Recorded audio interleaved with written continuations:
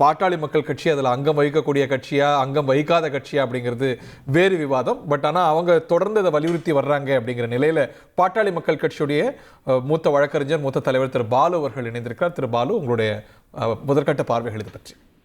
வணக்கங்க. ஒரு நல்ல அறிவிப்பை மத்திய அமைச்சரவை இன்று அறிவித்திருக்கிறது. சாதிவாரி கணக்கெடுப்பு நாடு முழுவதும் நடத்தப்பட வேண்டும் என்பதை ஏறக்குறைய 40 ஆண்டுகளுக்கு மேலாக வலியுறுத்தி வரக்கூடிய இயக்கம் பாட்டாளி மக்கள் கட்சி.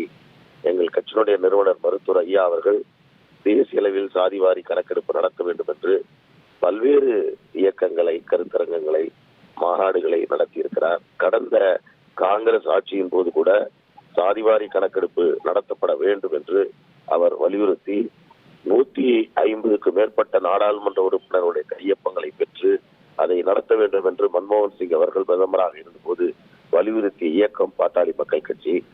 சாதிவாரி கணக்கெடுப்பு என்பது இன்றைக்கு காலத்தின் தேவையாக இருக்கிறது.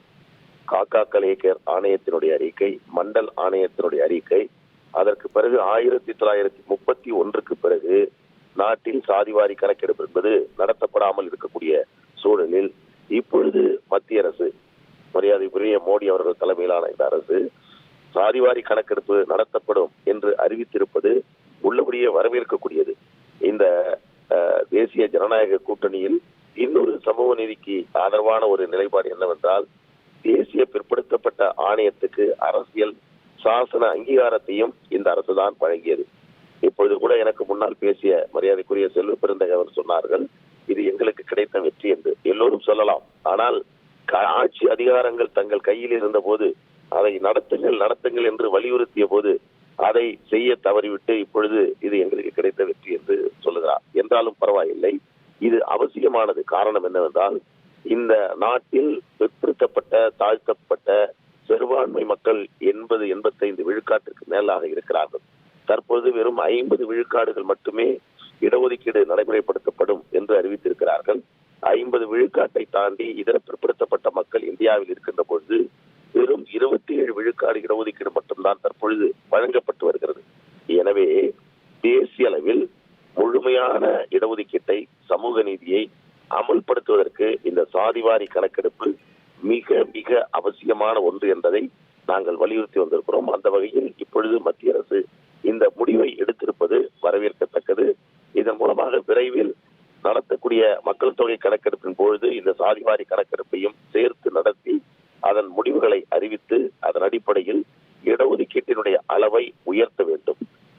ஒடுக்கப்பட்ட மக்கள் அவருடைய மக்கள் தொகை விகிதாச்சாரத்திற்கு ஈடாக பின்தங்கிய நிலையை அடிப்படையில் கொண்டு இந்த இடஒதுக்கீடு வழங்கப்பட வேண்டும். இது ஒரு வரலாற்று ஆச்சரியத்தை தருதா? ஏன்னா நீங்க தேசிய ஜனநாயக கூட்டணியோட அங்கமா தான் தேர்தலை சந்தித்தீங்க.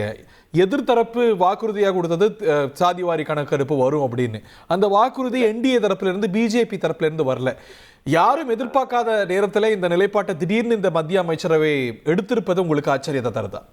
இல்ல, நான் இப்படி சொல்றேன், ஆச்சரியம் கலந்த மகிழ்ச்சின்னு சொல்லுவேன். ஏன்னா இவர்கள் நடத்த மாட்டார்கள் என்ற ஒரு பிம்பத்தை எதிர்கட்சிகள் எல்லாம் எழுப்பி வந்த நிலையில் அதை எடுப்பதற்கான முடிவை இந்த மத்திய அமைச்சரவை எடுத்திருப்பது என்பது ஆச்சரியமாக இருந்தாலும் இது மகிழ்ச்சியான ஒரு விஷயம்.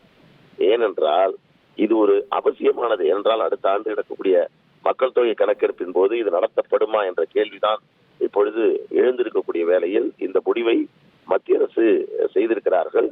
இது நிச்சயமாக சொல்கிறேன், இந்த கோரிக்கையை ரொம்ப நாளா வச்சு வர்றீங்க. ஸோ இதை பார்க்கக்கூடிய ஒரு லேமனுக்கு எக்ஸ்பிளைன் பண்ணுங்க. இது நடக்கிறதுனால என்ன நடக்கும், இதனது இம்ப்ளிகேஷன் என்ன, இதனது விளைவுகள் என்ன, பலன் என்ன, எதனால நீங்க இதை தொடர்ந்து வலியுறுத்தி வர்றீங்க? இதை பற்றி நேர்களுக்கு தெளிவாக அழகாக விளக்குங்க. இல்ல, நான் இதுல குறிப்பா சொல்ல விரும்புறேன். இடஒதுக்கீடு, சமூக நீதி, சாதிவாரி கணக்கெடுப்பு என்று சொல்லுகின்ற பொழுது ஏதோ சாதியினுடைய மக்களுடைய தொகை என்ன என்பதை எடுக்கிறோம் அப்படிங்கிற அடிப்படையில் தான் எல்லோரும் பார்க்கிறார்கள். ஆனால் இதனுடைய உள்பொருள் என்னவென்றால், இந்தியா என்பது பன்முகத்தன்மை கொண்டது.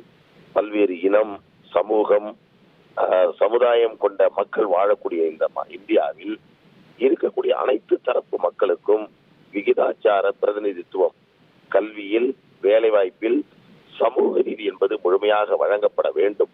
அது அரசியல் சாசனத்தில் சரத்து 14 மற்றும் 16 இடஒதுக்கீடு வழங்குவதற்கான வகை செய்யப்பட்டிருந்தாலும் அந்த சமூக நீதியை அமுல்படுத்துவதற்கு சாதிவாரி கணக்கெடுப்பு என்பது ஒரு அவசியமான ஒன்றாக இருக்கக்கூடிய வேளையில் அடித்தளமிடும் நீங்க கருதுறீங்க. நன்றி திரு பாலு. உங்கள் தந்தி ஒன் தொலைக்காட்சியில் அலாவுதீன் தினமும் இரவு 8 மணிக்கு காணத் தவறாதீர்கள்.